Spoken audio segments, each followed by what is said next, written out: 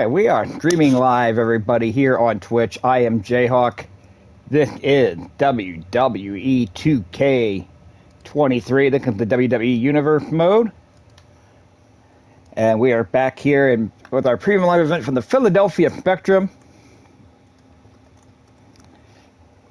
Here in Philadelphia, Pennsylvania, the corner of Broad and Patterson Street.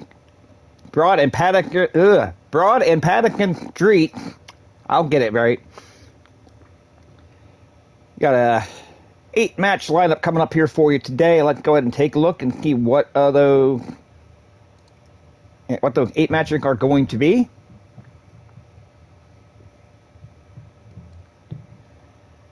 So we're going to have a rivalry match for the Tag Team Championship. The Gold Patrol defending against the Moondogs in our opening contest. Judy Martin gets her shot at the Women's Champion, the Fabulous Moolah, in match number 2. Pat Patterson and Superfly Jimmy Snuka in a no-hold-barred match. The Intercontinental Champion, Cowboy Bob Orton, defending against Greg the Hammer Valentine. A rivalry match for the WWF Heavyweight Championship. Nolan Mascaras defending against Mr. Wonderful Paul Orndorff. Got Jackie Ventura against the Iron Sheik. A rivalry match with Leilani Kai taking on Velvet McIntyre in our main event. That's only 7 matches. Okay, 7 match card instead of 8. Okay. I'm pretty sure I got the cup of an 8-match show. It's got 7. And the lady get the main event again. All right, well, let's go ahead and start the show. Let's see what we got. 4 championships on the line over the course of the 7-match lineup. Starting with the Tag Team Championship. That definitely threw me for a loop, but only having 7 matches here. I could have sworn it cut it for 8. Does not matter in the grand scheme of things, one way or another.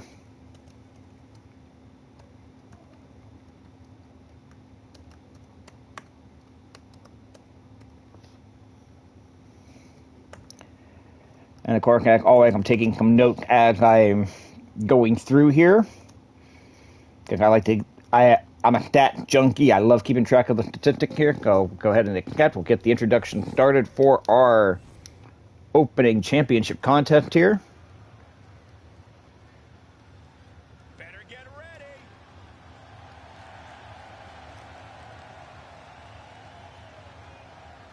The champions, the Gold Patrol, on their way to the ring. That is Tony Atlas in the red, white, and blue on the left, looking more like a poor man Bobby Lashley.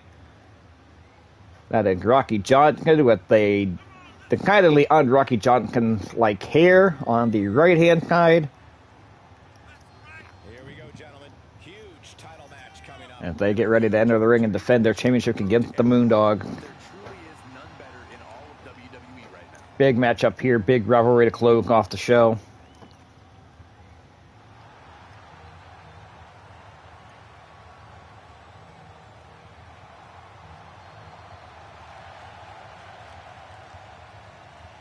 And of course, couldn't I start streaming? We said this yesterday. Couldn't we start streaming? My phone starts blowing up.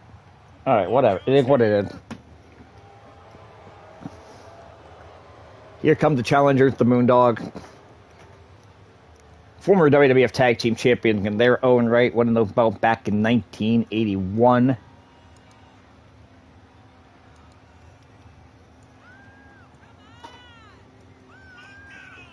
Of course, they defeated the team of Tony Gurria and Rick Martel for the championship back in 1981. March 17th of 1981. Well, it was actually Rick and Moondog King who won those belts, and Spot replaced King a little bit later on. And Martel and Gurria defeating Rick and Spot on July 21st, 1981 to regain those championships.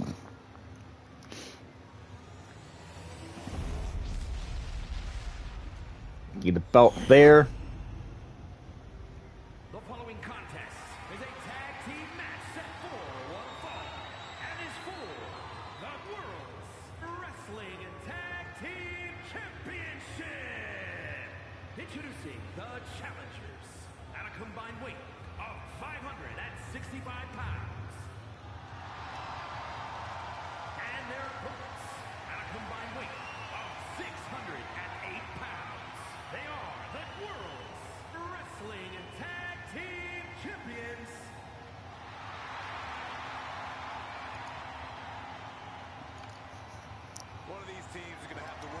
Okay, Moondog getting their first shot at the championship in our universe here. The Cole Patrol 1-0 at the team title defending, retaining in Tiger Chung Lee and Mr. Fuji last week at Madison Square Garden.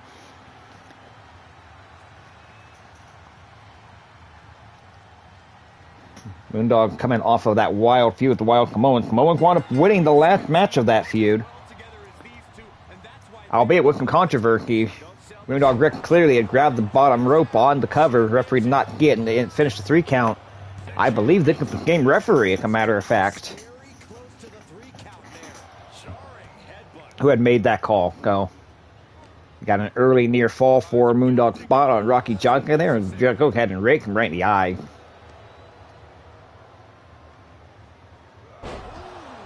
They had a fun wrestling weekend. I went out with my podcast co-host, Charlie Butters. We met our other co-host, Jay Gold, out in Akron at the Tadmore Shrine for Absolute Intense Wrestling. Watched the so-called indie god, Matt Cardona, finally lose the Absolute Championship to Isaiah Broner. And then this morning I came home, flipped on the DVR, and watched that tremendous match from Collision with FTR against Bullet Club Gold, 2 out of 3 fall, 58 minutes. I do your Collision last night, the 2 out of 3 fall match from Calgary. Do yourself a favor and watch it. It's my pick for match of the year so far. And I try not to put any stock in the Dave Meltzer star rating, but I'm going to say that if he's rating the match honestly, that match has to be at least 6 stars, because otherwise he's just acknowledging that he's overrating the F out of frickin' the Young Bucks. That match was better than anything the Young Bucks have ever done. And I only bring that up because of the star rating situation, but there's Moondog wrecking there with Rocky Johnson that got that flapjack, and Johnson looked like I thought he was going to roll out to the floor. He rolled out to the apron instead and get taken down with a hard shoulder block. And Rick tagging spot back in. Might have been a little bit early to get spot back in there, but Rocky Johnson's going to make his way back in the ring, and there's the shoulder block. If you are watching live on Twitch, it is greatly appreciated there if we get a near fall from Spot.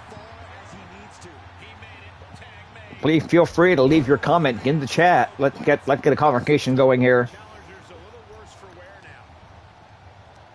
And even in the event you don't want to, if you just want to watch the stream and enjoy the matches, that's fine as well. I appreciate any support I get here on the channel. The more the better, the more the merrier. The more followers, the better.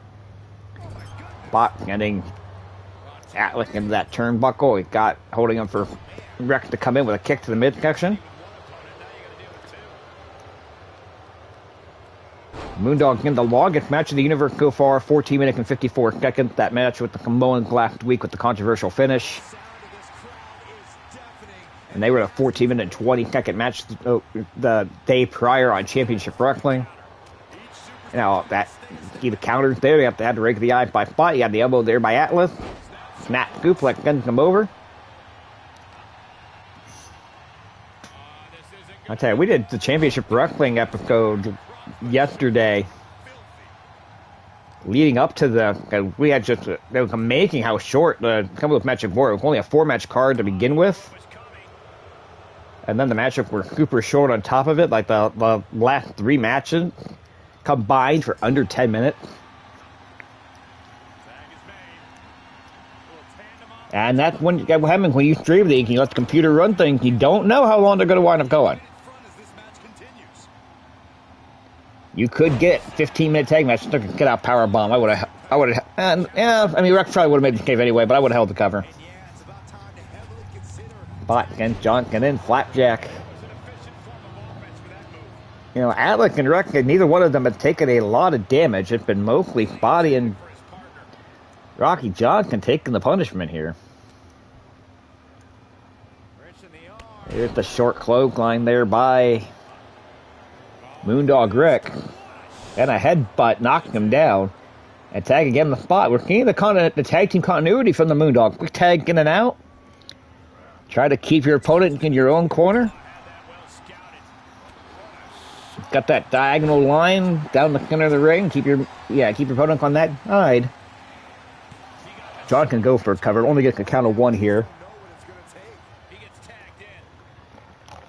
Tag to Atlick. We're approaching the 5-minute mark.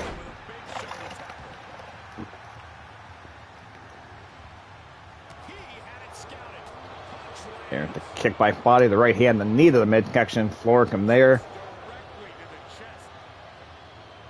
It's an incredible night of wrestling action coming your way here from the Philadelphia Spectrum. There's a power slam.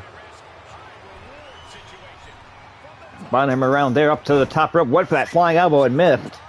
Tony Atlick rolling out of the way. And into an end of day. Moondogs are going to come right in and make that cave. It would go over right there if Rex doesn't make that cave. Rocky John can get in there like, what are you going to do? He can't get out of the ring before a 5 count. He's going to get himself disqualified.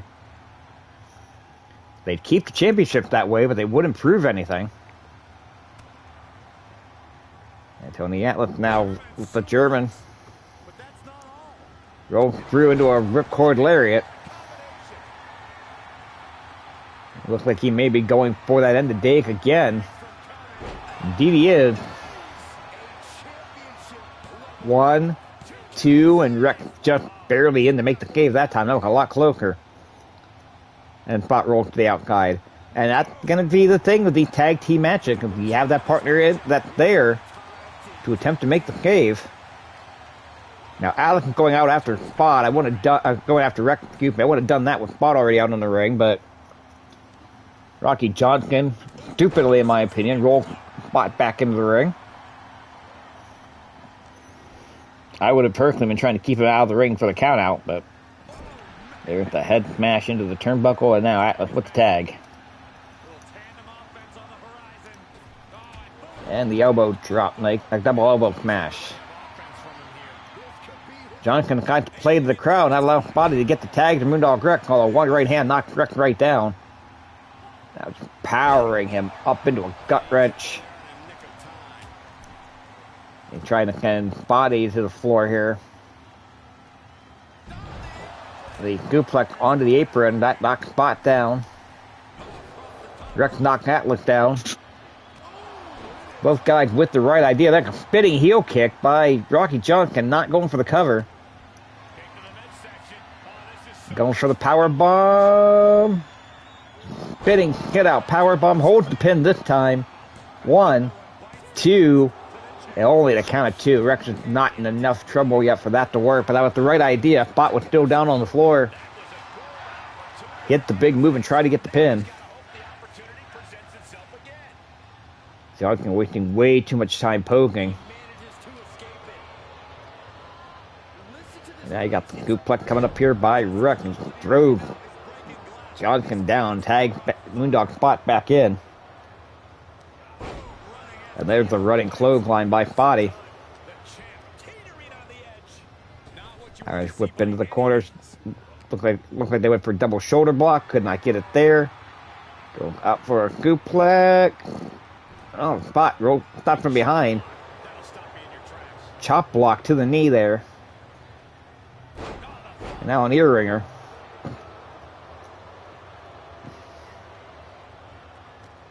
I pick him up, go pick him up again here, and oh no! Johnson shifted his weight, knocked Spot down, did not go for the cover. Also did not go for a tag, going up to the top rope, trying to do some more additional damage here. Now waiting for Spot to get to his feet. Went for that flying shoulder block, and Spot caught him with a power slam. Right, he came to the wrong corner though. Atlick, well, Johnson kicked out anyway, but Atlick was right there to make a save. And that was insane by Johnson there to go for the top rope move. Not even coach go for that top rope move, but just stand there and wait for Spotty to get up. You get your opponent down, you need to keep him down.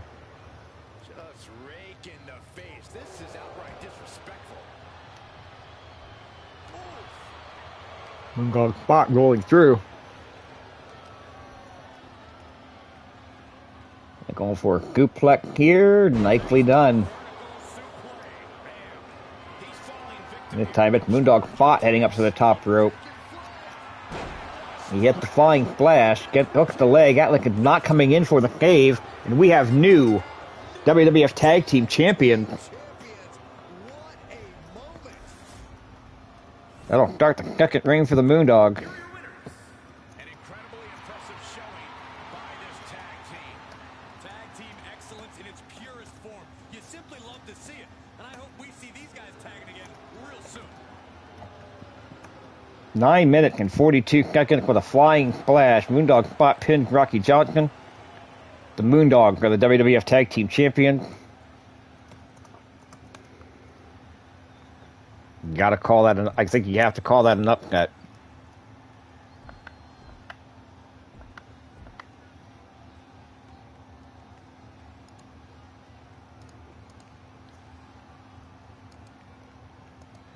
That put the Moondog at 2-1 in tag team at competition. The Gold Patrol at 1-1 in tag team competition.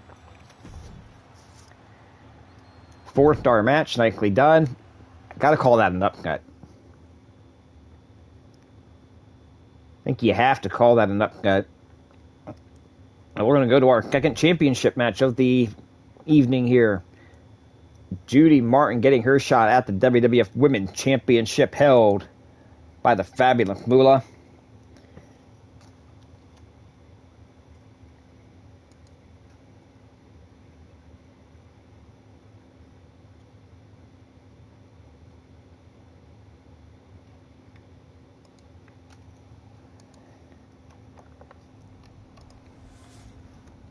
Go ahead and get to the ring here. The following contest is scheduled for one fall and is for the Women's World Heavyweight Championship. Still don't like them calling it a heavyweight title, but it is what it is. Now, Judy Martin got a 2-2 record in individual competition, getting a shot at the WWF Women's Champion of Fabulous Moolah. Now, Fabulous Moolah is 3-2 in individual competition. One of those two losses is to this woman right here, Judy Martin. It's a big fight feel here tonight as the title is on the line. And title matches like this have a way of getting And it was a non-title match on Championship Wrestling a couple of weeks back, and it was not a long match either. Just 2 minutes and 25 seconds. Actually, the shortest match in the history of the universe thus far. I get we're only a month in, but that's what we're looking at here. So Judy Martin getting the title of a shot because she earned it. She beaten the champion Here we go. She is ready. in a non-title match previously.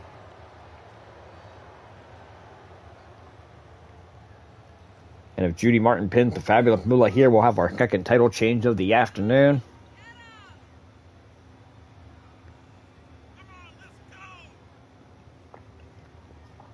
Of course, the title is on the line in this one, guys. And don't be surprised if history is made here tonight. I know the champ has looked good as of late, but I'd say the opposition has looked just as good, if not better. Moolah coming to the ring here. Her as one of the great champions of this era. With that blue strap gold title symbolizing the champion. Let's go to Mike Rowe for the introduction.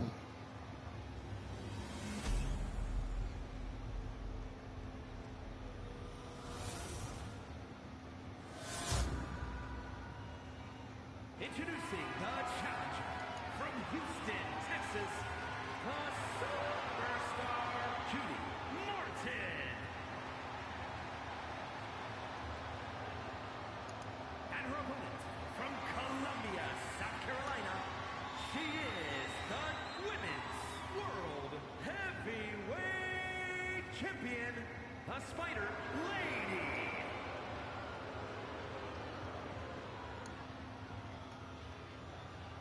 Fabulous Moolah. WWF recognized and think of being a 28-year title reign starting in September 18th of 1956. We've documented it on the past, the title lawsuit the Moolah had that the WWF does not recognize. We recognize, though, Moolah is a 4-time lady champion. She held this title since October 10th of 1978, uninterrupted. bold declaration, Byron, but given the competitors vying for the title tonight, I'd be inclined to agree. And now Moolah with the advantage in the early going. And just yet pulling back on the wrist, standing on the hair. Not getting a count from the referee on that one, but that realistically should have been a 5 count.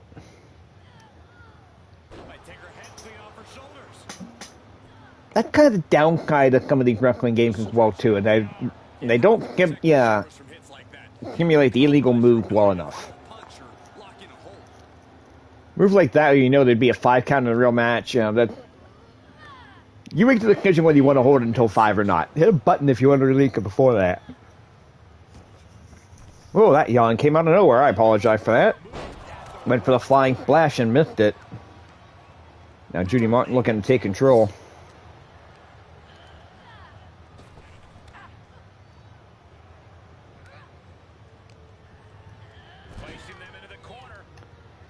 Again, we talked about it earlier. Judy Martin with a win over the champion.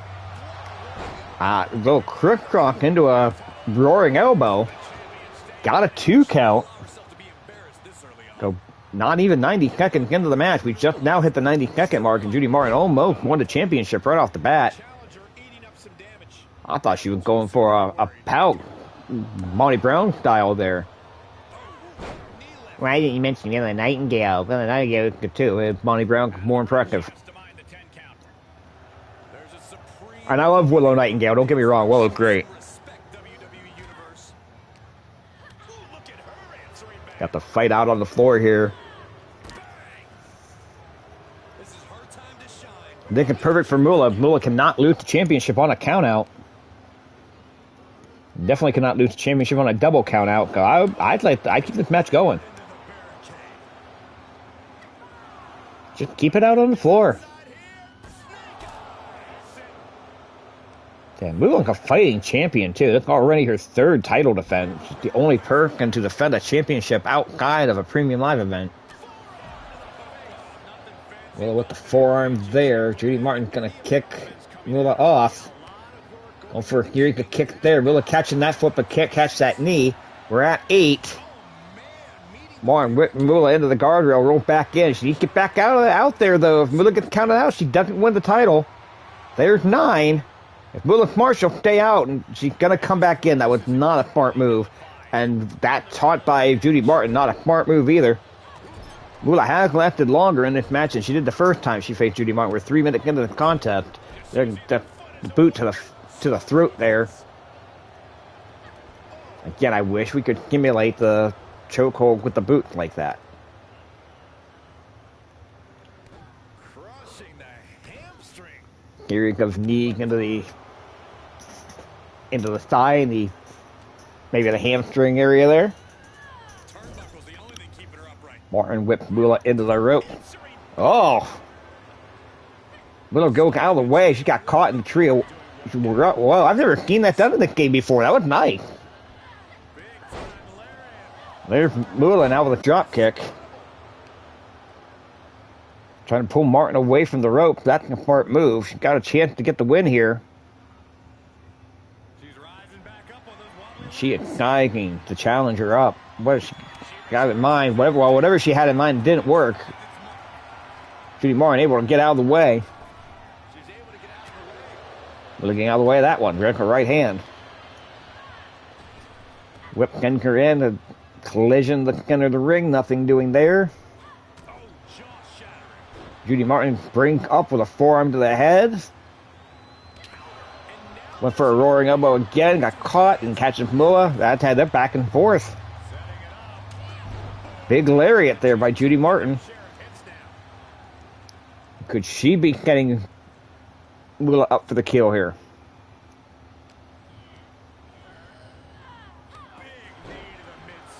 Looks like she could have hammered throw her out of the ring to kind of bring her back in with the short knee instead. And instead of following up on Moolah, she celebrates.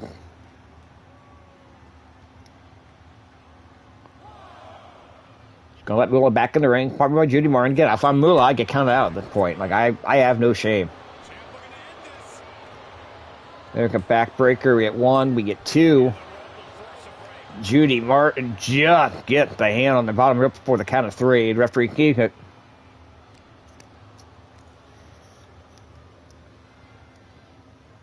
Yeah, Moolah looked like she's in good shape to retain the championship here, but anything can happen in the World Wrestling Federation. What do they have in store for their opponent now? Back to their feet. There's the big forearm there.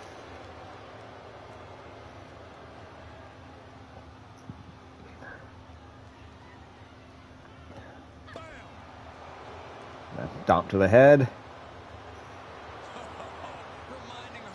Looks like she might be. Looks like Moolah might have been trying to cut Martin up for something there, but Martin catching her. A couple of knees.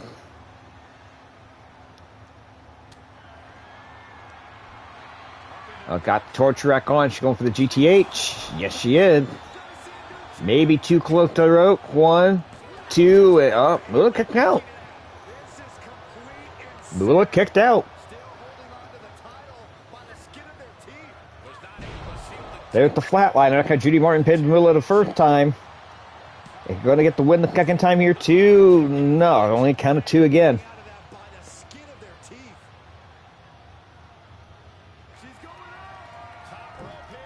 Judy Martin thinking that Moolah in trouble. Go up to the top rope. Waited a little too long. Up jumping over top of a charging Moolah. Lands on her feet, but is unable to follow up with it. There's a flapjack by Moolah. I didn't want a Moolah finishing move, that flapjack, and that was only a count of 2.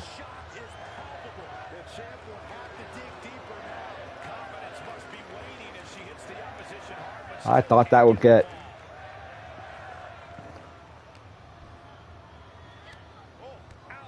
There's a couple of knees, a spinning elbow, and a couple of knees in the knee to the face.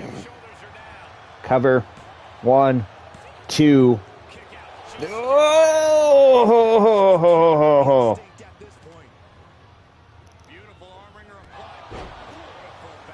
Leg layer by Judy Martin. I thought the title would have been changed on that last count. I'm not going to lie.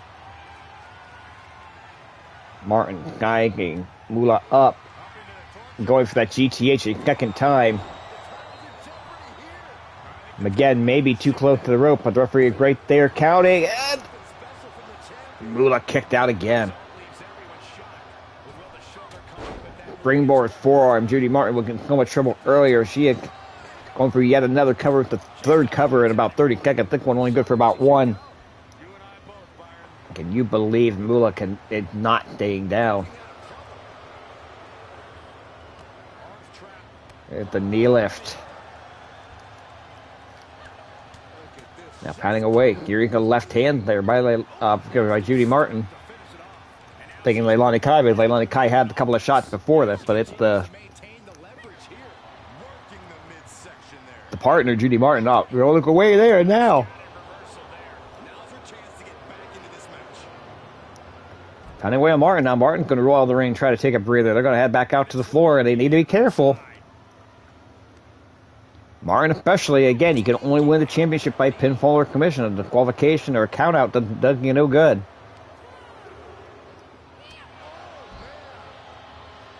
Any match recall that is not a pinfall or commission, law favor the champion.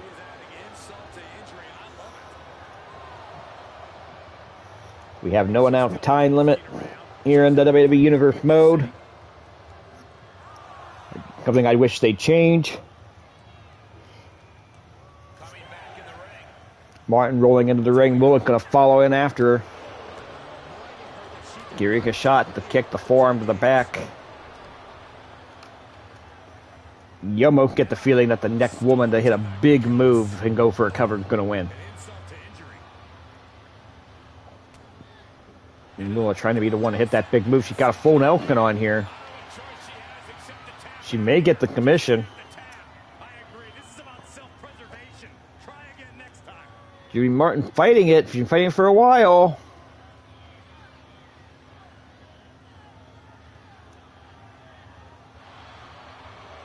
And no, not going to get a commission. She's going to power out of it here. Definitely thought that might be the end of it here. Got the lock up. Big lariat by Judy Martin right at the 10-minute mark. She hooked the inside leg. And Maybe a 1 count. And Moolah rolling the outside. Oh, Judy Martin went for it all right there with that dive. I couldn't get it. Was trying to find a way to attack, but completely wiped out. And if I were Moolah, I would have just let the count out happen there. There was no way Judy Martin was getting up on her own after that, Bill. She rolled Martin back in the ring. It took a little bit of a long way to get back there, but there's the third Pratt. Here he could punch it. The third Pratt, named after one of the greatest world champions in the history of the game, the time NWA world champion Lou Thesz. And there can he lift. A flash off the middle rope. Did not go for the pinfall, whatever he's going to go for a running flash. 1, 2, 3. Moolah retained, but she had to earn that one.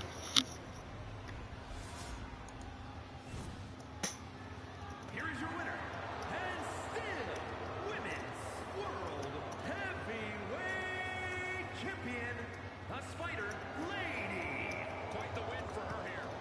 Fabulous Moolah with that flash. This is when it really takes. Pinned Judy Martin to retain the title in 11 minutes and 5 seconds. That by the standard of the women's division back in the day, that's a long match. By the standard of WWE Universe mode in WWE 2K23, that's a long match. 4.5 stars, called an instant classic. Again, we talked about it. Moolah had lost the non-title match Martin a couple weeks ago, but she picked up the win there when it mattered. She's now 4-2 overall in individual competition and 3-0 in championship matches. And we go now to our no-hold-barred matchup. Pat Patterson and Superfly Jimmy Snuka.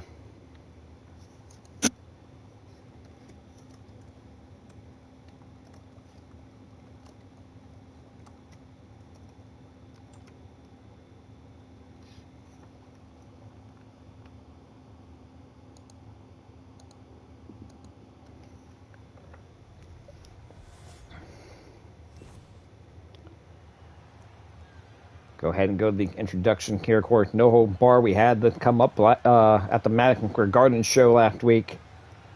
Pinfall for commission only. They have to take place in the ring. There's no qualifications. There's no count out. You can use weapons. Making his way to the ring from Montreal, Quebec, Canada, weighing in at 244 pounds, Pat Patterson. The arena's buzzing, social media's buzzing, a big fight feel, and a main event level match. Excuse me.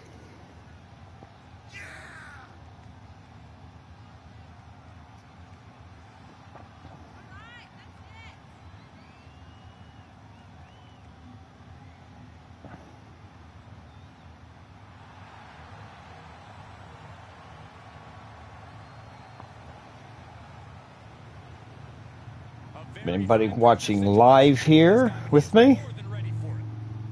Got the Guardian leading the Ranger 3-2.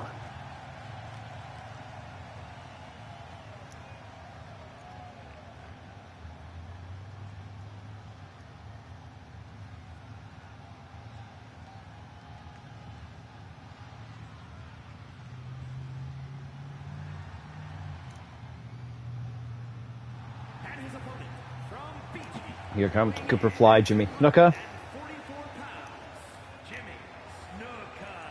The moment this match was announced, the WWE First time we've seen either of these two in individual competition in our universe so far. In fact, first time we've seen Snuka at all. And we've only seen Pat Patterson once. Pat Patterson formed an unlikely tag team with Akira Maeda on a previous episode of Championship Wrestling. 3-2 Guardian go with Ranger through 3 for those of you watching with me live.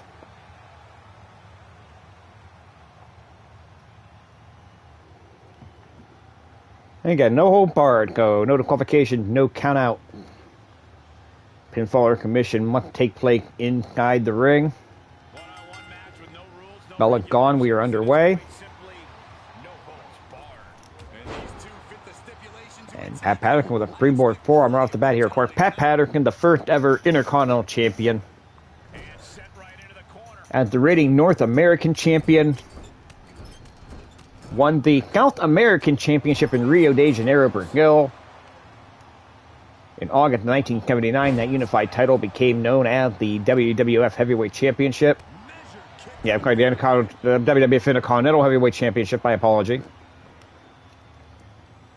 Patterson held that belt until April 21st of 1980 when he lost to Ken Patera at Madison Square Garden.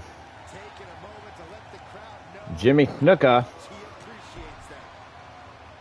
A lot of people felt Jimmy Snuka should have been world champion in 82. He was incredibly hot like a heel in 82.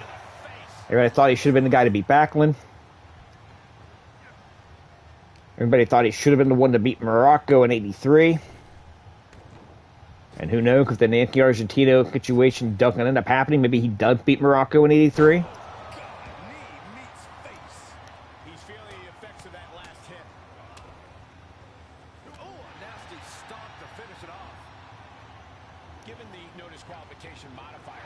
I can make it the roundhouse kick. A little bit of a back fist there by Gooberfly Snuka. There, kick to the knee there by Snuka. Or Snuka, like most of the wrestlers from the island, wrestling into bare feet. Cover by Snuka, only getting counted one on Patterson here. Look at match 3 of a 7 match premium live event. Premium live event, we were expecting about a 90-minute stream. Thank you for joining us so far here. About 37, 38 minutes into it, it looks like. If you're watching live, I want to hear your feedback. Hop in that chat box. Let me know what you think of the action so far. Ask some questions. Let's get a community banner going here. Oh, slingshot. DDT onto the apron by Pat Patterson. And he's going to pound away and snuck on the floor. Remember, no count out. Pinfall commission has to take place inside the ring, but they don't have to go in the ring anytime soon. They can fight all night if they want to.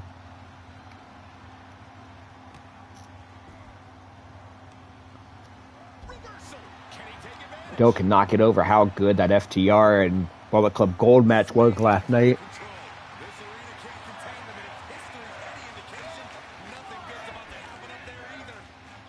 These two fighting down the aisle here. Snuka going to try to go to work on the leg. Patterson had more of an advantage than Snuka in this match up to this point, about 3 minutes in. Match cannot be won or lost out on the floor here, though. You got to get it back in the ring at some point.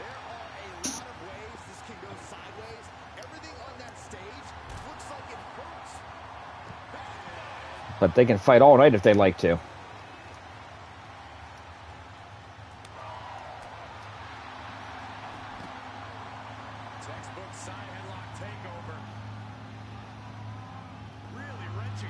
Look at that headlock on the floor there. Doing some damage. There's that face buster by Patterson.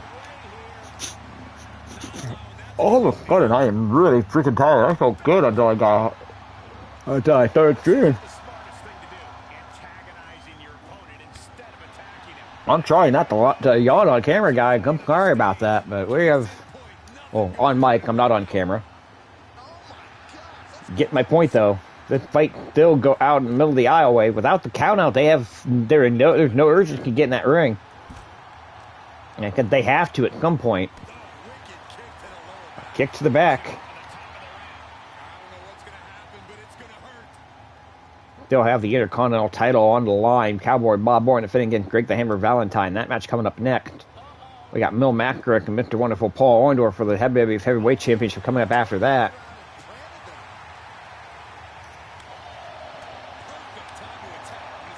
Look with the chop and snap back that German suplex. This fight getting further and further away from the ring. Snuka locked in a Boston Crab. He can have that Boston Crab on all day. It's not going to matter if he doesn't get it in the ring. I'm starting to really wish it could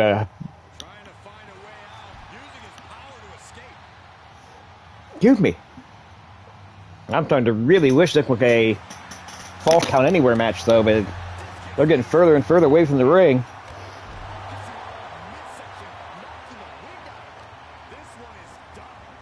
I like the match going a little bit longer on the premium live event, but I don't want them going all night because they don't have to get in the ring either. Maybe even less at this point. He's stuck now. Oh, God. Look at the ear ringer to Patterson there.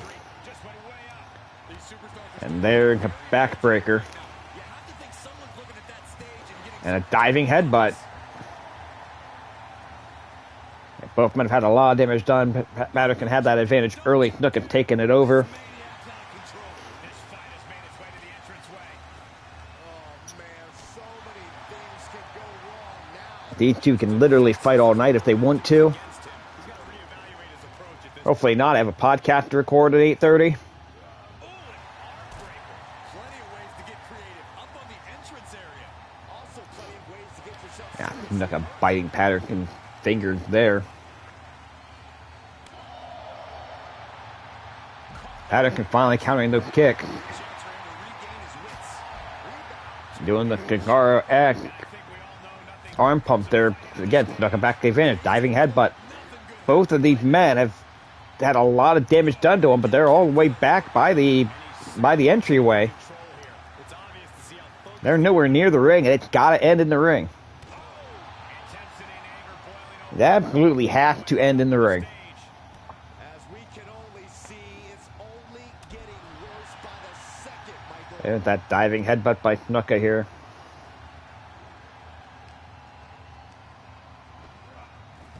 Look at what the monkey flip, getting Patterson over. They keep getting further and further towards the back. Oh, man, so many things can go wrong now. Snuka, I thought Snuka was trying to get Patterson up for something. Then he picked him up, and that guy, he's starting to make their way back. They're starting to make their way back to the ring here. Ooh, low battery warning. Did not expect that. I'm going to have to move my station around here a little bit. Go, bear with me a second.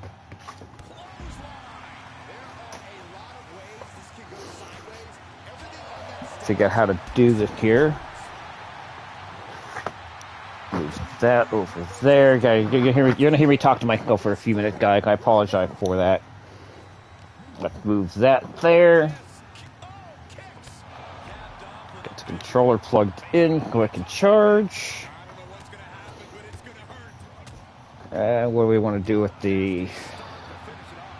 I should move the computer before I plug the controller in. Oh, that's gonna cause an issue. Put that there. Grab the computer and the mouse and put that there. And we'll see how this setup works for right now.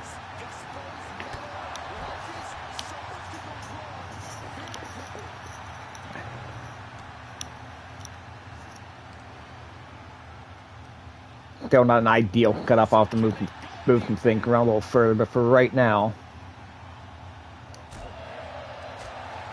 they're still fighting on the floor. They've been fighting on the floor for, I'd say, 5 or 6 minutes at this point. You know, and we do have the energy gauges and all that up there. You can see the body damage on both guys. You can see Snuka got 3 finishers cut up. Patterson got 1. And both of them are very close to having their signature move ready. Snuka nipping up after that move there. Patterson picked up Snuka. Now, at some point, it's got to get back to the ring. Yeah, at some point, they need to make their way back to the ring. So far, they haven't done it there. Look, a heated drop kick by Patterson. They can Snuka up again. There's a knee lift. Yeah, they're kick.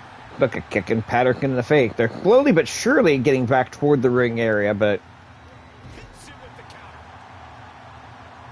I don't think we're going to get back there anytime soon.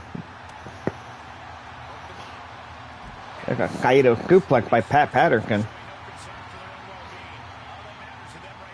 He did the martial arts pose, waiting for Snuka to get up. He's going to pull Snuka to his feet on his own. Eureka punch and kick, and there's a leg right there. We've hit the 10-minute mark of this match, and I would say probably about 7 minutes because it's been on the floor.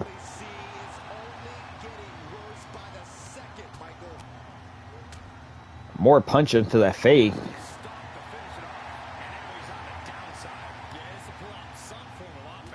And again, you got to get them to the ring at some point here. I think the first person that gets the cover once the match is in the ring is going to end up winning it. But neither one of them want to get back to the ring. They have so far been perfectly content to keep this fight out on the floor here. Look at this move by Patterson here, wrenching that arm backwards, that wrist back, and knee drop to the back.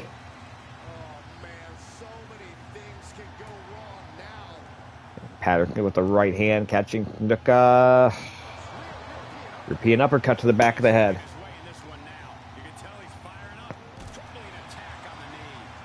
And now going to work on the leg. I'm going to get it back in the ring at some point.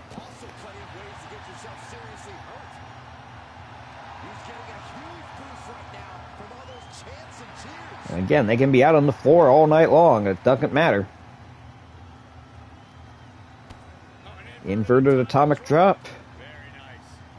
And again.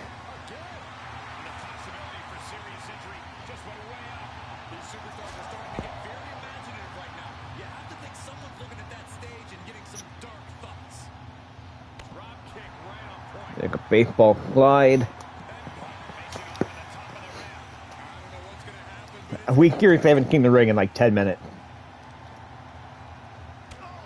There. Look with the knee lift, getting slowly but surely getting closer to the ring. We actually call the area immediately around ringside a second ago on the right hand side. There's a chop, holding onto the wrist for another chop.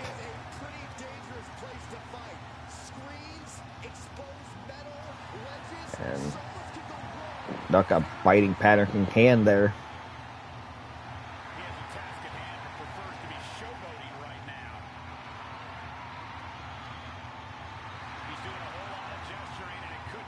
What is Snuka waiting for? Get him in the ring. Caught him with the knee drop. He's calibrating instead of getting back in the ring. They're starting to get further away from the ring again here.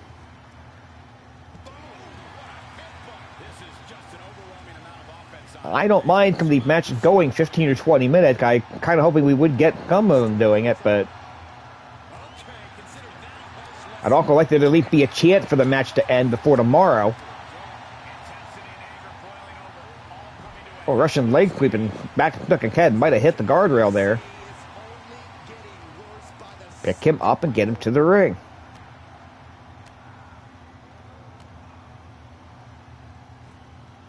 We finally keep the ring. Referee just standing there watching all of it. Nothing the referee can do. I mean, maybe get out there and tell them, hey, the match has to end in the ring. We're not here all night.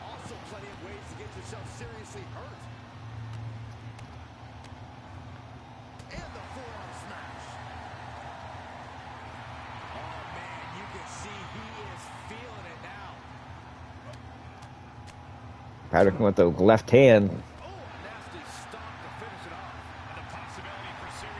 You know, I expected 90 minutes based on there being 8 matches, and that's going about an hour for kick. I was not expecting to go an hour and a half for the first 3 matches. And here we are, 48 minutes, 49 minutes into the stream. Still only on match 3. And about 50 seconds away from setting a new record for the longest match of the universe.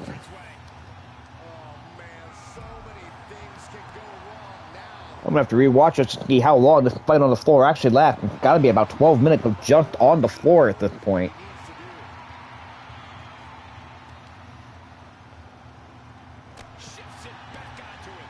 I think I got the point. I'm about ready to take somebody over, just get somebody in the ring so that the other one will follow.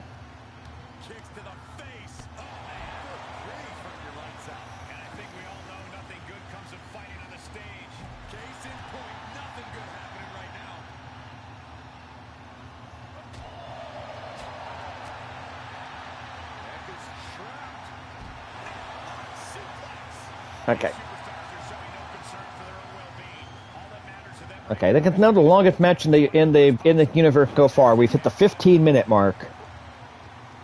And we haven't been in the ring in at least 12 minutes.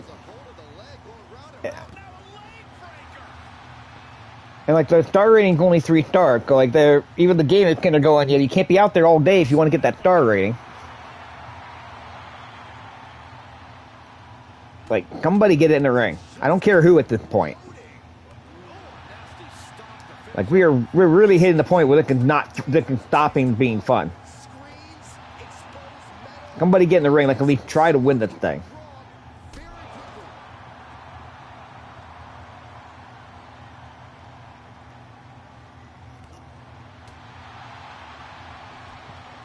The headlock takedown into a side headlock. You probably get a win in the ring with that at this rate.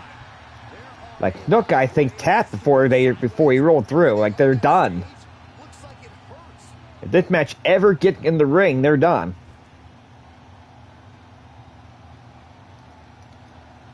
Into the hammerlock, pulling back on the wrist,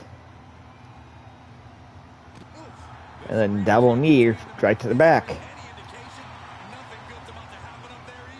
Get him in the ring.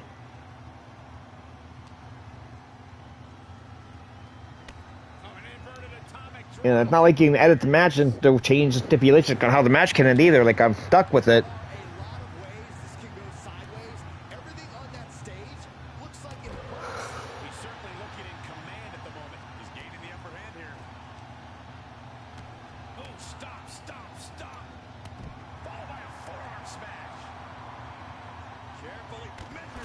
Patterson with the knee drop on the floor. Somebody get in the ring.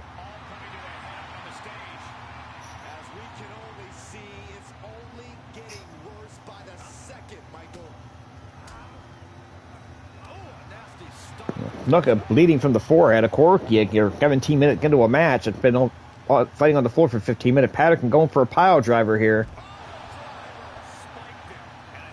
If somebody go for a pin in the ring, they're going to win the match.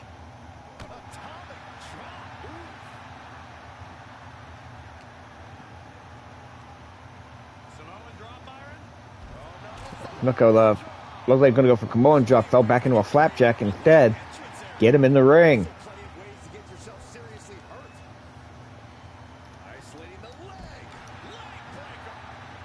I mean, I like stimulating and streaming to see how these things go, but if there's no attempt to win the match, and right now there's been no attempt by anybody to win the match in like 18 minutes.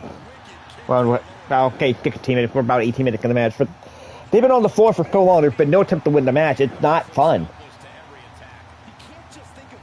Like, this is no longer fun. Like, I'm trying not to interfere. I don't want to interfere with the result, but this is not fun at this point.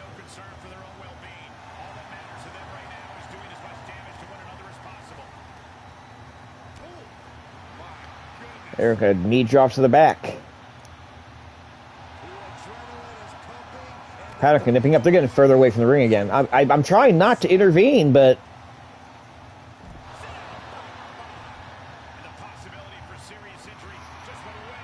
we're getting very close to the 20-minute mark, which is the time limit I would have set for the if I was allowed to cut a time limit. Like, I want to cut the no time limit match. Right now, they just refuse to win it.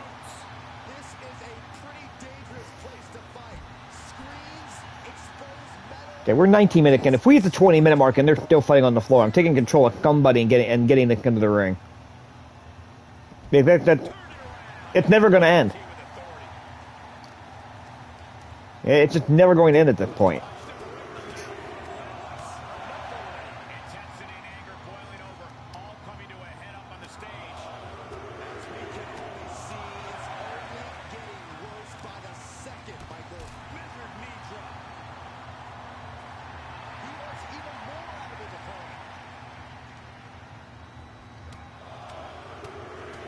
Patterson with a punch to the head, looking to open up the cut on Snooki even further. Get it to the ring. He's dictating the pace of this match now, guys. It is all going his way right about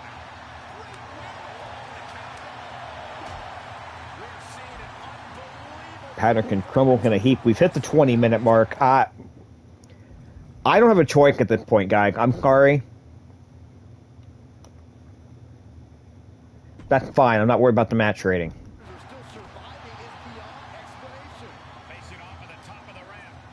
I'm not going to do anything to affect the win or the loss, but I'm getting Nick into the ring. It's just too long. Climbs back inside. It's just been too long. It's got to get in the ring. I hate doing it, guys. I'm sorry. Like, I can't. Now that they're both in the ring, we'll turn the controller assignment off.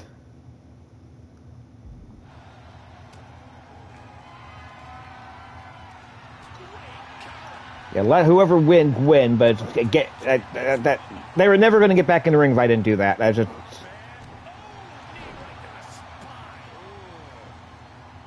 Look at the backbreaker. Patterson pulling himself up into the corner. Like, I would have done a 20-minute time limit draw, 20-minute time limit if I were cutting up time limit. Even in a no-hold bar match, I would have had a time limit. Not being allowed to do that, I'm taking matters in my own hands somewhat here. I still can't force anybody to go for a pin, but at least they're in the ring. Look at going up top, probably for that Superfly splash. And he missed. Patterson somehow moved out of the way of it. Patterson can try to get the pin off of that. 1, 2, 3. With me manipulating it to get it back in the ring. 21 minutes and 39 seconds. I'm sorry, I hated to do that. That was too long. That match was never going to get back in the ring otherwise. I had to do that. Okay, and I need to move the computer over here so I can get the result written down, typed down. I'm sorry, that's the truth. We're an hour into the stream for 3 matches. Yeah, I don't mind the longer stream, but that was just...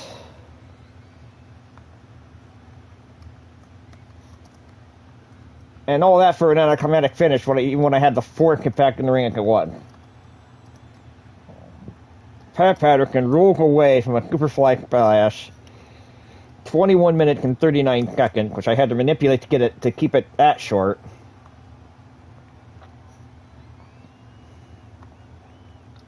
Snuka 0-1, Patterson 1-0. Hey, good.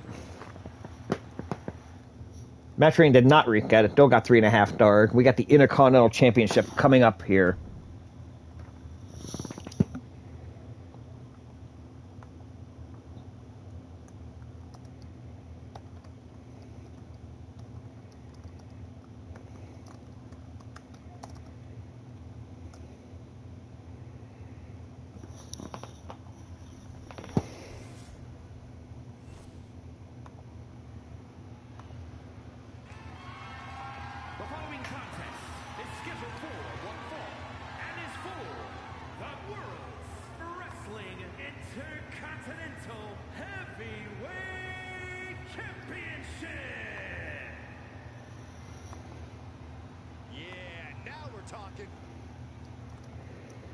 Okay, so Intercontinental Championship on the line. Here's the challenger, Greg the Hammer Valentine. Greg the Hammer Valentine thus far is 1-1 in individual competition. Now, there's a history between these two superstars here. They had a triple threat match at Championship Wrestling a couple weeks back. Roddy Piper being the third man in that match. Orton got the win, he pinned Piper in that matchup, and earned the Intercontinental title shot at Madison Square Garden, where he beat Tito Santana for that belt last week. Valentine committed his spot at the #1 contender for the Intercontinental Championship with a commission victory. I'm sorry, with a pinfall victory. I don't know why I had commission lifted.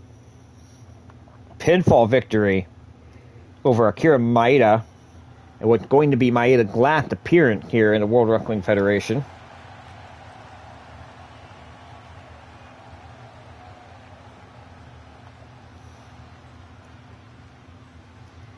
Well, that's where we're at right now.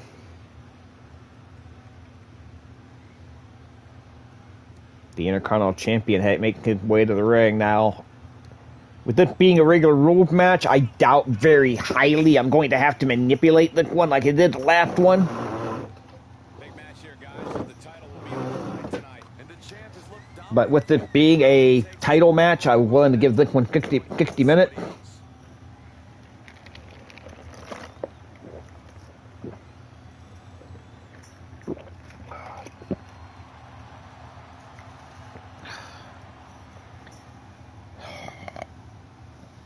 Every time I take a drink, I feel the urge to hiccup. That ain't helping either. Here is the Intercontinental Champion, Cowboy Bob Orton, making his first defending of the title.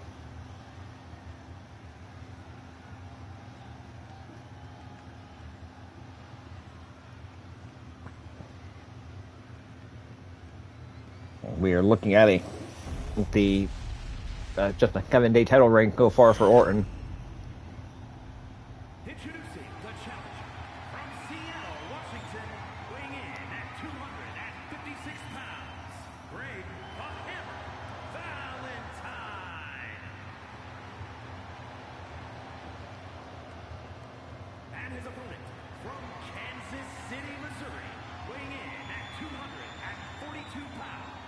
He is the world's wrestling Intercontinental Heavyweight Champion, Ace Cowboy Bob Orton.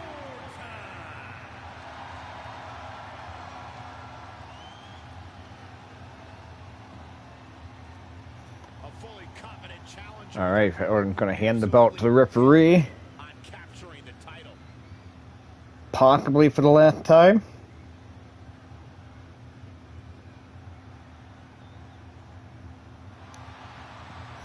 There's the referee holding that championship belt up.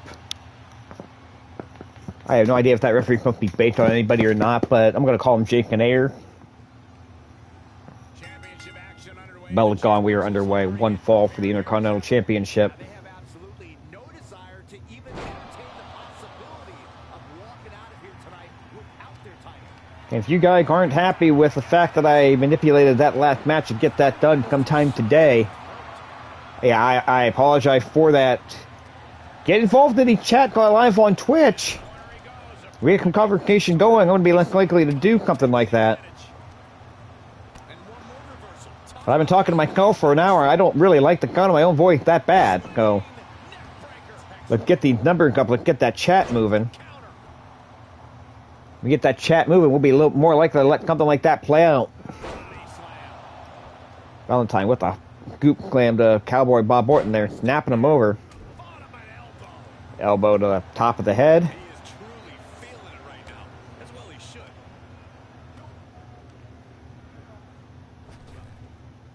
Earth-shaking power slam.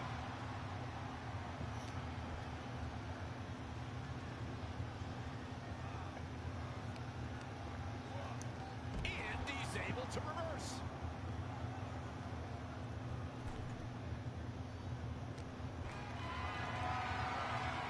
Put it in position now. Are you kidding me? This one is headed to the outside. Orton taking a tumble out to the outside here. I had an important message come through I actually did have to take a look at. Oh, caught by the back elbow. Champ taking the worst end of the exchange. Just punched him right in the middle. Valentine working over Bob Orton here. Valentine trying to win the Intercontinental Championship. Letting his opponent know who the real top guy is. There's a part of me wants Valentine to win the title here. We can have that, so we can go to the Valentine Cantano feud for the next year and a half, like they did in real life. And now tying up the leg. Straight to the knee. An effective attack to the leg. Valentine trying to work on that leg. Mobility. It can drastically limit you inside. Get up that figure four. It's been largely Valentine in the opening couple of minutes here. Clothesline in the corner, going for a cover. And two, all we're going to get on that count. This battle is starting to weigh down on him. Forearm smash. There's a forearm by Valentine, going back again. Another Eureka punching. He's running into some problems here, guys. He's looking relentless. Go for the right hand, flying elbow. To retain the title. On into a victory roll. Referee out of position. Only a count of one. Probably would not have been three. It would have been at least two if the referee would give position there. Look at clothesline by Valentine. Going right back to the head again with no punching. Maybe trying to buck Orton over. Orton rolled out of the way of that knee drop there.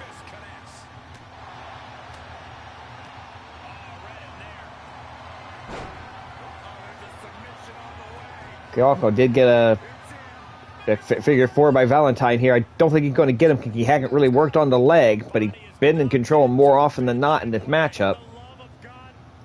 I've had a few people ask me if there are any other type of games I like to play. I am a big fan of the role-playing game, the Final Fantasy Kingdom Hearts type of game. I would love to play Final Fantasy 15. It's not in the budget right now. If any of my followers want to donate me a copy, I would not argue. Hint, hint, wink, wink, nudge, nudge. Okay, no more. Okay, no more. I got 1 point working on a Kingdom Hearts walkthrough from the beginning. I may go back to doing that, just do that exclusively on Twitch, but we'll have to see. The problem is I get the chain of memory, and I'm not really a fan of chain of memory anyway, and I get so far, and I get stuck, and I get angry and frustrated, and I don't like it.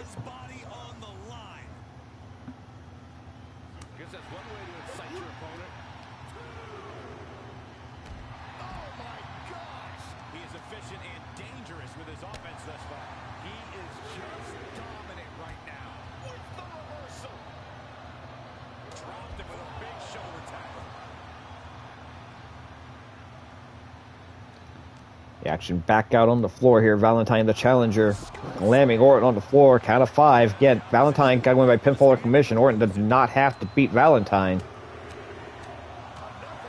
Orton at this point might want to keep it on the floor. Jokowi doesn't lose that championship. Valentine clamming face first in the mat. Count at 7. Valentine surprisingly not throwing him back in. There's the punch to the fake. 8. Valentine going to take the count out here. It's not going to matter. Orton wake up just before the count of 9 and get back in the ring. Yanking on the hair and going right to the arm. Just feels like we're close to a championship changing hand. We've already had one change hand. Tag team championship. Now with the Moondogs.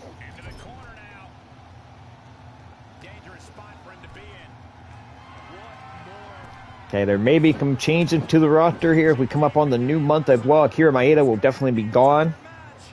Orton going for the Superplex. Normally, I would think that's going to be a guaranteed retention of the title, but I don't know here. It's going to be. Valentine had Orton in trouble, but Orton is able to pull it off. Get the win with the Superplex and get go 4.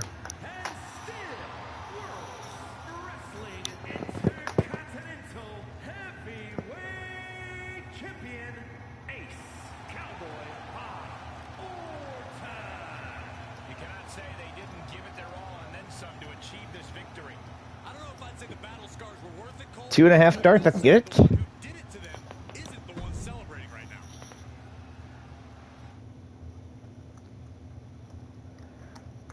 Whatever you say. We got an interesting one coming up here. The WWF Heavyweight Championship is about to be on the line. The champion, Will Mackrick, making his first title defense. We'll be taking on Mr. Wonderful Paul Orndorff in just a moment. Let's go ahead and get to the introduction.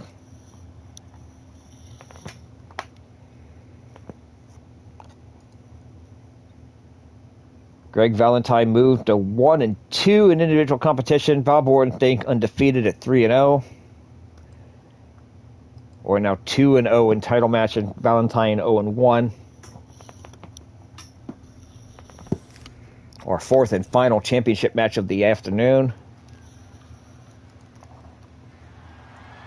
following contest is scheduled for one fall and is for the World's Wrestling Heavyweight Championship.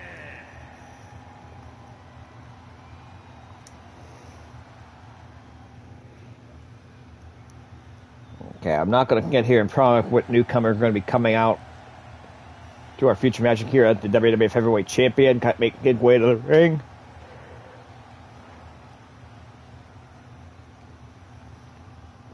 I do know for a fact Akira Maeda is gone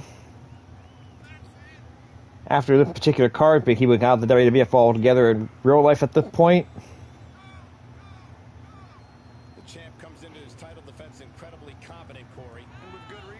We'll go through and see if we have some new. We'll go through and I'll go through and check for newcomer Is the champion's advantage. at another time here, but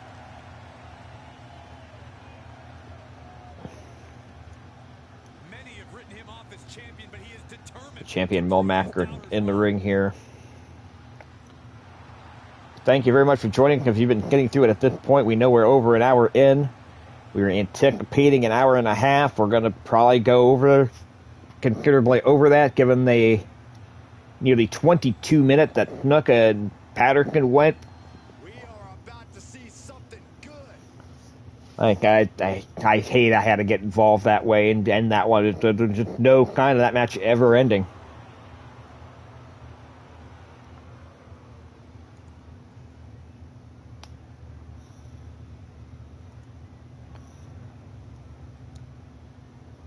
Here comes the challenger, Mr. Wonderful Paul Orndorff. This is a big time opportunity, Byron, as the title will be on the line here. Orndorff had never been a world champion in real life. Is that going to change in the universe here? Challenger with a confident look on his face. More than Is he going to go ahead and end Mel Master's title reign?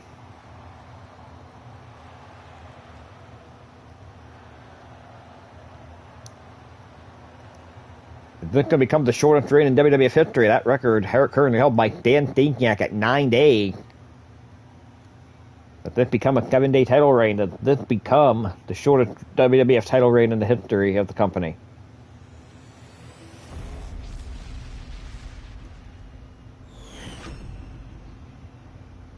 Introducing the challenger from Let's go to the introduction. weighing in at 275 pounds, Mr. Wonderful Paul Orndorff. And his opponent from San Luis Potosi, Mexico, weighing in at 245 pounds. He is the world's wrestling heavyweight champion, the Masked Man.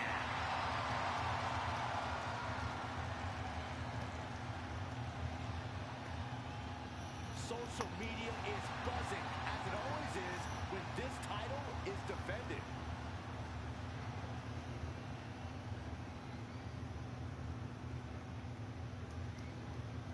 You'll have to forgive me for the lack of information. Well, it's gone. We were underway. One fall for the WWF Heavyweight Championship. Well, my sources sent me a VHS tape of this title's greatest matches, and there were some all-time classics.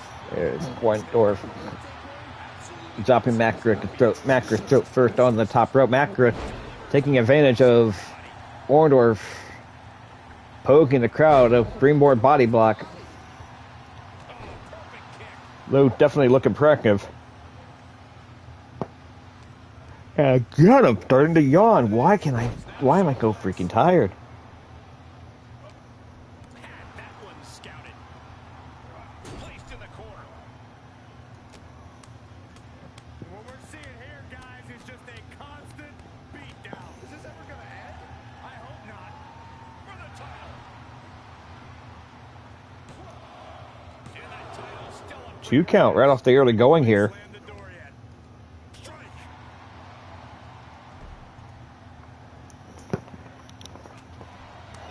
Yeah, I would not expect a title change a week after he won it. Something's about to It's WWE 2K23, who knows?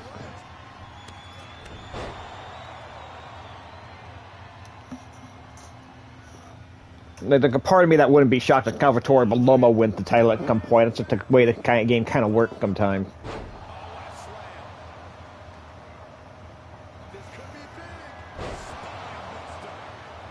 A bear hug slam by Mel Macker. Going to go for the pin. This might do it. Only a count of 2. That was very close to the shortest match in the history of the universe right there. This is their best chance yet to Gary got elbowed there by Mr. Wonderful Paul Orndorff. And a clothesline sending him down. Elbow, roundhouse kick. And a run of all things by Mr. Wonderful Paul Orndorff there. So Orndorff starting to make a fight out of it at least. Picked up McIntyre, gonna go for a power bomb all the way to the floor. Oh, yeah, good luck getting McIntyre to do that bump in real life ever. All right, back in the ring, and Bill McIntyre, the challenger, can come in. They collide, shoulder to shoulder. Now McIntyre back in control of the clothesline. This is where endurance becomes so important in the late stages of the match.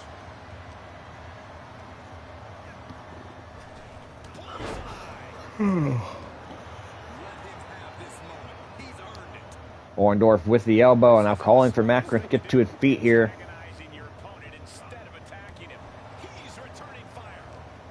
They're gonna kick to the midsection, going for it. Well, all right. Orndorff going to get back in control. McIntyre came out a couple of elbows. There's that flying body block. That's one for Paul Orndorff, one to the outside to buy him some time. Standard rule do apply here. They are going to have to get back in the room before count of 10.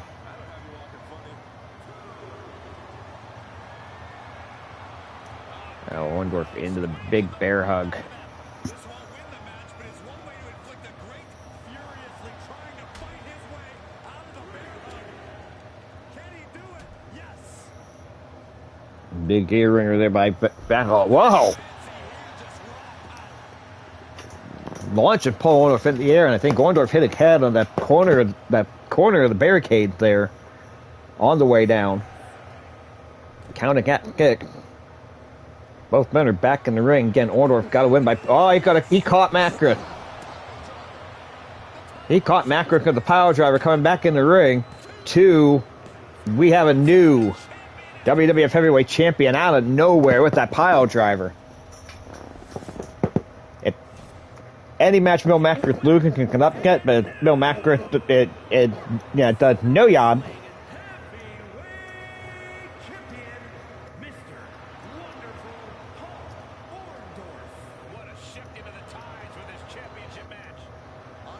But Mr. Wonderful Paul Orndorff becomes the 11th man to officially hold the WWF Heavyweight Championship, defeating Bill McIntyre, getting McIntyre a 7-day title reign with the belt, the pile driver. Again, anytime Bill McIntyre's losing a match, you have to call it an upset no matter who he's competing against. But I tell you, Orndorff, this victory makes Orndorff 4-1 in individual competition so far in the universe. 800 winning percentage. You cannot argue with that.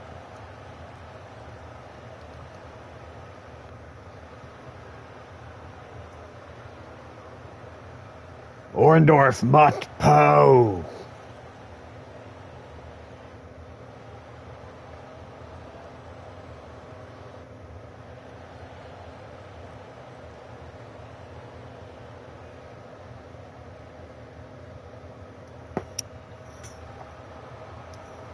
The new champion crowned. Again, you gotta call it an upset just because it's Bill McIntyre. Now look like they're gonna knock Bill McIntyre to number 3 contender. 3-star match. The shocking part about that to me is at the time, just 4 minutes and 15 seconds.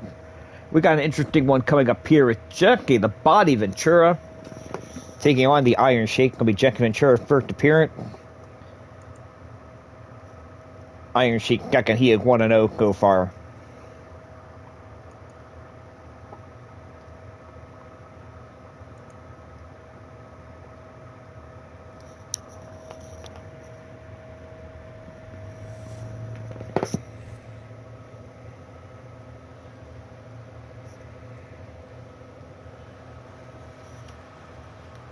One fall contact, standard rule applying here.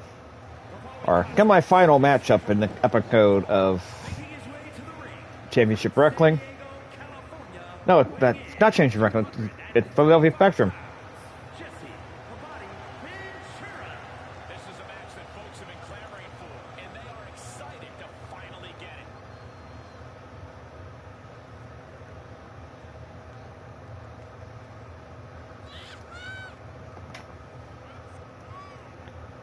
Checking the body Ventura on his way to the ring. We'll keep Ventura in the ring probably until November of 85, maybe December of 85 looking last match.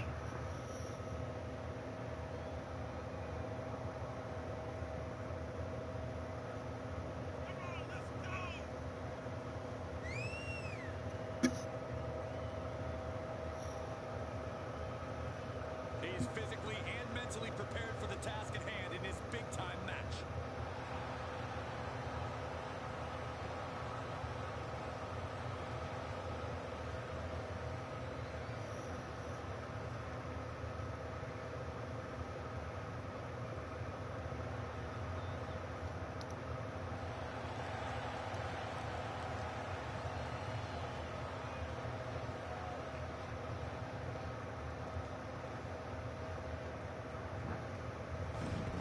Executed by Ventura in the ring, awaiting his opponent here.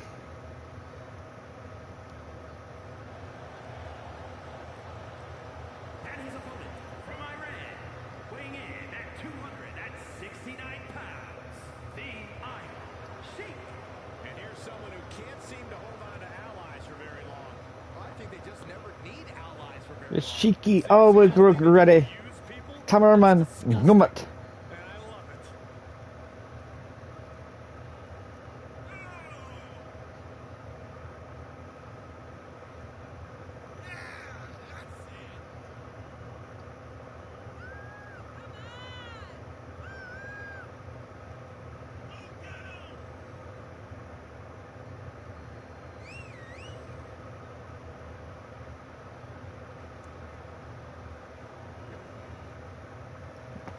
Iron Sheik taking the time, getting in the ring, looking angrily at the crowd, now gliding into the ring here. And I think he'll get it tonight.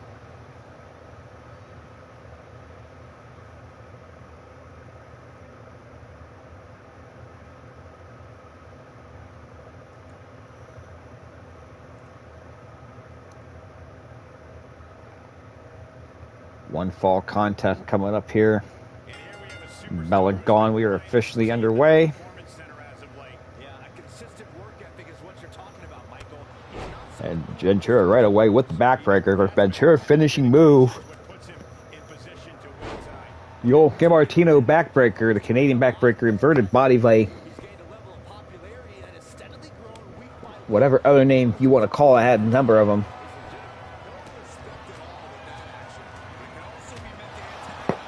There, get ready for some of the other great wrestling coming up in real life here. Of course, AEW the Wednesday night have Blood and Guts, their version of War Games. As much as I'm really not a fan of the Elite at this stage, I gotta admit that match is going to be fantastic, and looking very forward to that one. Of course, if you're in the Youngstown, Ohio area, two big shows coming up next weekend. You can catch me at. I'll be refereeing for Real Action Pro Wrestling on Saturday. That'll be July 22nd, the Ohio Urban Renaissance Center in Youngstown, Ohio. For the event called I Assure You We're Open. RPW champion Vinnie Maverick against the Bouncer in the main event of that particular card. You'll see Ray Stewart against DR Castro. The debut of Brotherly Love, and they take on Project 66 for the RPW Tag Team Championship, with a lot more coming up with that one. Of course, on Sunday, July 23rd, Dropkick Diabetes comes to Penguin Kitty Brewing in downtown Youngstown, Ohio. They're going to see former AEW Superstar Fuego del Sol, one of his first independent. Well, I got a little shot by the second Ventura. Look, I dive there. I'm sorry.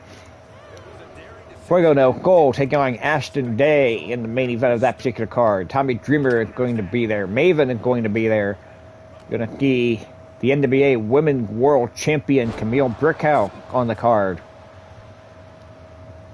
The annual. Timmy Gauchek Battle Royal. Katie Jones Memorial 4-way tag team match. All kinds of other great action there. All the money from that card, the proceeds go. Yeah, to Akron Children's Hospital. And they're good for a cure for juvenile diabetes. Go check that show out. That show is for a great cause. That is Sunday at 4 o'clock, I believe. I'll double check that before we go live, before the next time we go live. Now we got some Pat Patterson and Jimmy Snuka stuff going on here, but this does have to end in the ring for a 10 count or a double count out. So do what you want. Count a hit 4.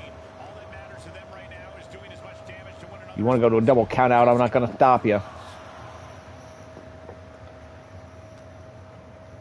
Hey, also next Sunday, if you're not going to be able to get down to Dropkick Diabetes, Prestige Wrestling is going to be streaming on IWTV. Alex Shelley and Jonathan Gresham for the Prestige Wrestling Championship on that card. We're going to make it back. Oh, that's twice Ventura tried that good guy dive, and twice he is eating it on his face. I don't know why Ventura keep trying that. But at Asbury Park, New Jersey, Alex Shelley, Jonathan Gresham for the Prestige Wrestling Championship.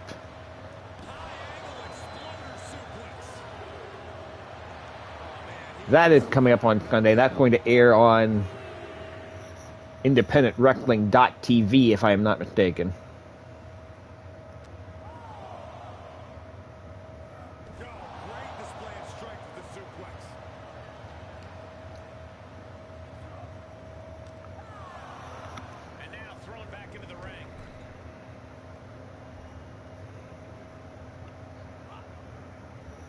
Iron Sheik here, back to the match that we're actually supposed to be paying attention to. Iron Sheik and Jackie Ventura, belly-to-belly suplex there by the Iron Sheik.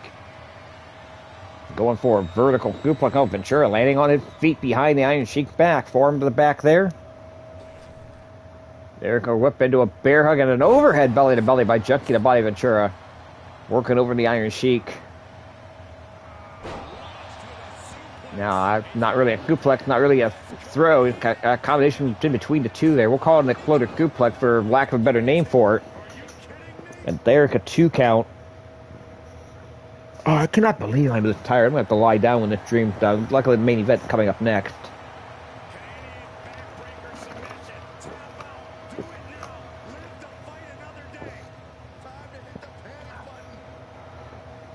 And we've got that inverted body by... At that panic mission hold by Jackie Ventura. Iron Sheik able to break free from it. And he dropped Jackie Ventura throat first over that top rope.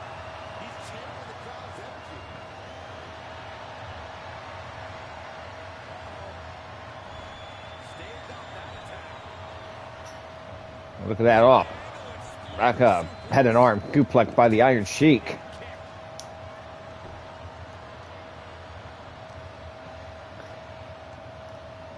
And I haven't checked it out yet. I haven't checked it out yet either. I got to check out the Phoenix City Invitational that took place this weekend. Heard some good stuff about that show. If I can get those shows watched when I come out. Oh, screwdriver by the Iron Sheik. But Ventura's leg underneath the bottom rope. That's probably the only thing that saved him temporarily here.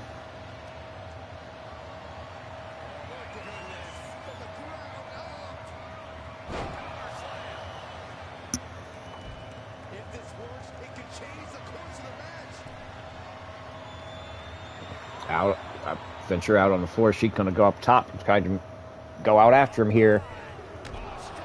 Making that nickel drop kick in there. Ventura practically begging she get onto his feet here.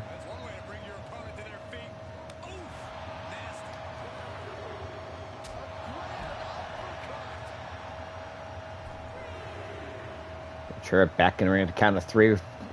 She's going to make it back in before 10. I don't think that's the idea behind it.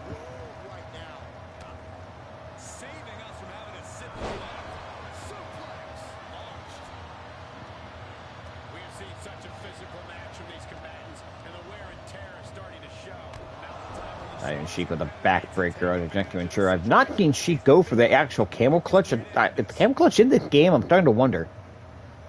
I've not seen him go for it yet. Holding Ventura to the come to the ring, trying to get that pin off of that backbreaker. He's going to. Got a minute and 37 seconds. That was a fairly long match, actually. Here is your winner, the Iron Sheik. Impressive win for him here. This victory is exactly the kind of statement I knew he wanted to make here. This was a message from him to the entire WWE Universe. Iron Sheik gets the win with a backbreaker over Jackie Ventura. 7 minutes and 37 seconds. That's your semi-final match. We got the main event still to come.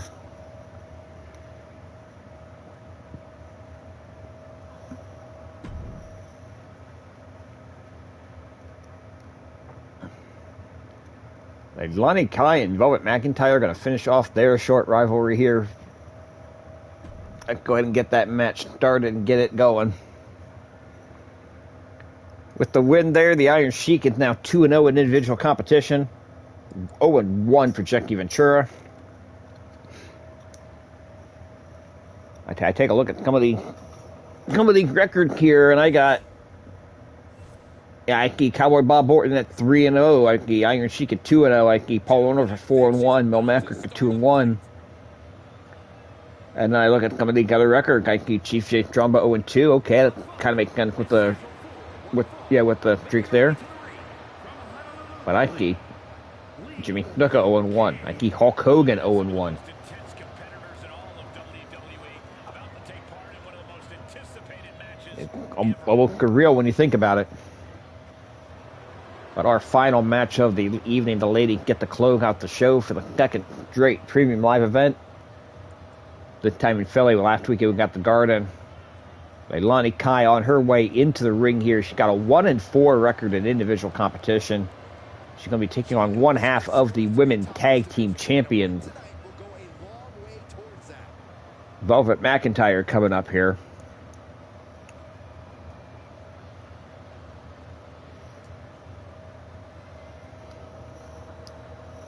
And again, the normal match go. We're not going to run that situation where the guy fight on the floor, where the gal fight on the floor for 20 minutes.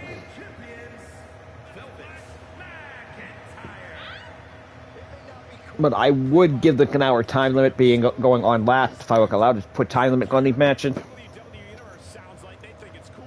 Agreed. It is cool. What you just said was powerfully uncool. The champ has said she wants to make a statement with tonight's match, and the entire division needs to take note.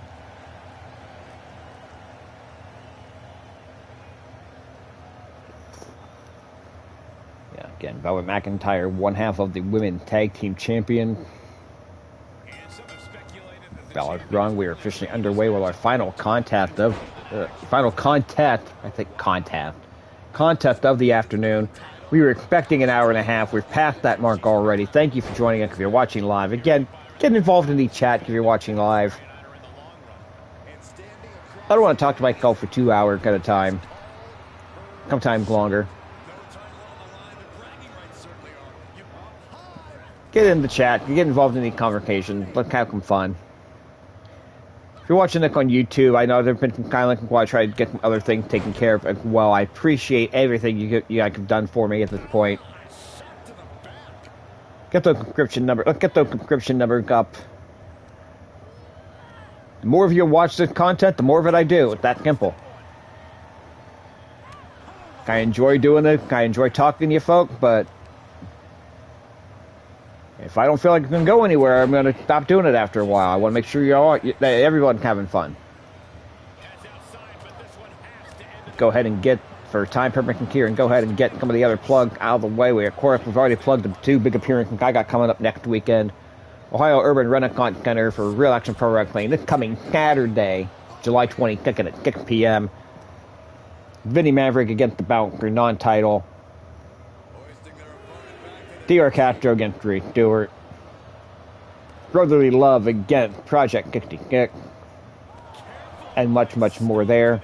Of course, Dropkick Diabetes on Sunday, July 23rd. Action Day at Fuego del Sol in the main event.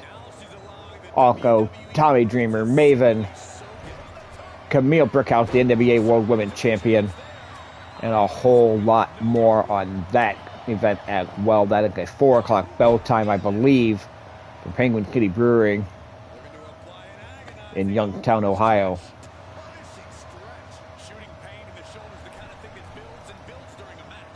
Check those shows out. You can follow me on Twitter at RefJayhawk. Follow me on TikTok at RefJayhawk. If you're watching on Twitch, thank you very much. Find my YouTube channel. Do a search under to pop up for you. If you're watching on YouTube, thank you very much for that as well. Twitch.tv/RefJayhawk. Get the notification when the stream go live, and you can be involved in the conversation.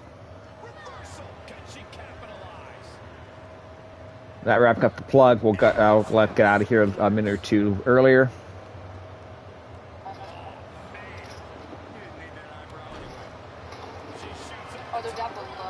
We got a lot more coming up here.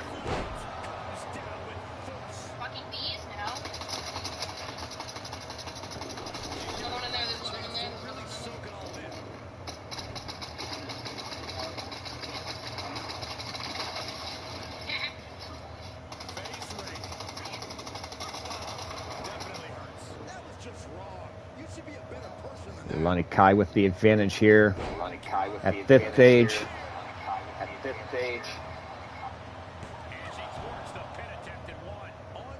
I went to check my page for see if there was anything in the chat that I missed, and didn't realize that the mute came up and I could hear my echoing in my guide, and I didn't like that. I did not make anything in the chat. Guys, get involved in the chat. I know I see a guy popping in and out, even in and out of the stream. Get involved in the chat. Let's see what happened, man. Let's get going. Have a conversation when you're in here. There's the forearm smash there.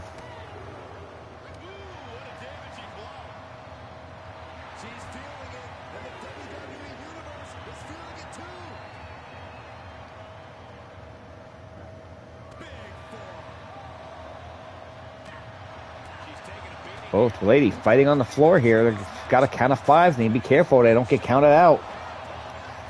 Do not want to see a main event of a premium live event end in a count out if we can avoid it. Much like I would have been disappointed to see the FTR Bullet Club Gold match on a count out after 58 minutes. Okay, that was honestly brilliant going 58 minutes because now you're count of 9. Get in there, Velvet. Referee gave her every option to get back in the ring. I thought that should have been 10. Velvet McIntyre with that back elbow. Yeah, but I like the fact now that you've got that. You've had a match that went 58 minutes. Now it's not a guarantee of a match to go real long like that. That's going to end up in a draw. With that chance of getting a finish. Velvet McIntyre is going to get the win here in our main event. 5 minutes and 20 seconds. Here is your winner, Velvet McIntyre. That is going to do it here.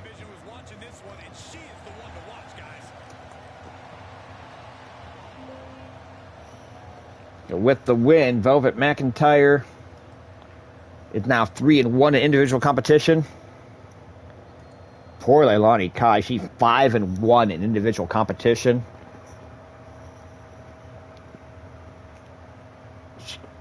She got jumped to 167 winning percentage in 6 appearances.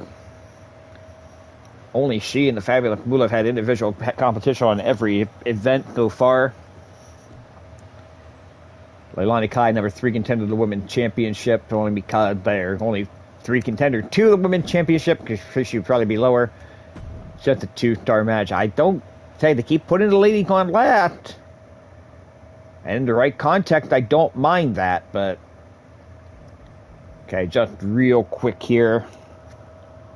Before we wrap things up, let's go ahead and go back over the green golf. Fabulous Moolah over Judy Martin to retain the Women's Championship. Pat Patterson defeating Jimmy Snuka. Oh, I forgot the openers. We had new tag team champions in the opener. The Moondogs defeating the Gold Patrol to win the tag team championship. Fabulous Moolah retaining over Judy Martin. Pat Patterson over Jimmy Snuka, 21 minutes and 39 seconds. Probably would have been a lot longer had I not intervened. If I hadn't been intervened, that match might still be going. I mean, that was getting ridiculous. Cowboy Bob Orton retaining the Intercontinental Championship over Greg the Hammer Valentine. Mr. Wonderful Paul Orndorff, the new WWF Heavyweight Champion. Mil Mascaras now with the shortest WWF title reign in history at 7 days. The Iron Sheik defeating Jackie the Body Ventura, and in the final match, Velvet McIntyre defeating Leilani Kai. That is going to do it for me, folks. We got a little bit more time coming up here before our next Premium Live event. As we move forward to the next show, I'll give you a quick look at the calendar here. When that's done accumulating that over. Only one Premium Live event in the month of June. That is coming up in 3 weeks from Madison Square Garden. And it looks like we're not done with our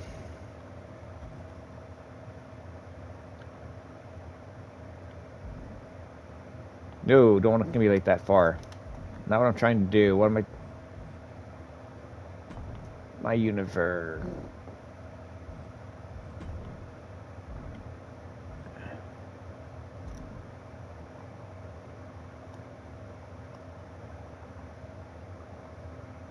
I'm trying to check on something, folks. Hang on.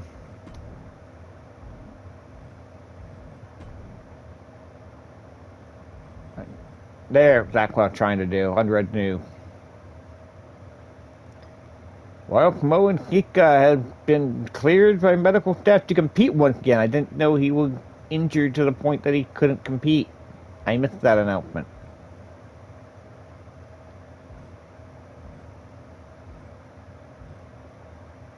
Pat Patterson suffered a minor injury during his match, although still cleared to compete. The threat of further injury should be concerned on the superstar's mind.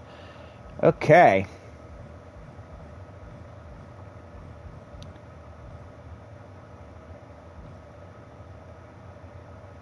Alright, Kika got injured and won the Moondog match and kept wrestling. Okay, that makes kind of... Okay, we got to keep them. So if I wouldn't have intervened, Pat Patterson... now I don't feel so bad. We called an audible to get Pat out of there, but Pat was hurt. Now I don't feel so bad.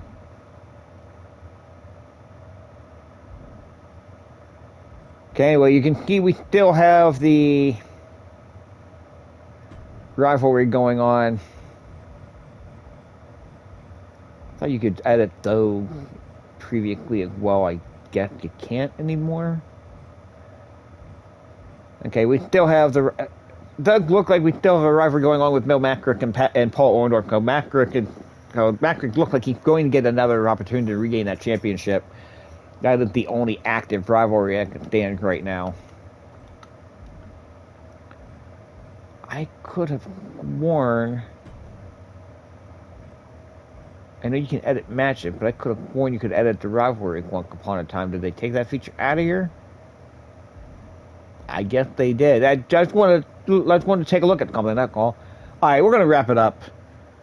Again, thank you for joining us. Support independent wrestling, and I'll catch you later.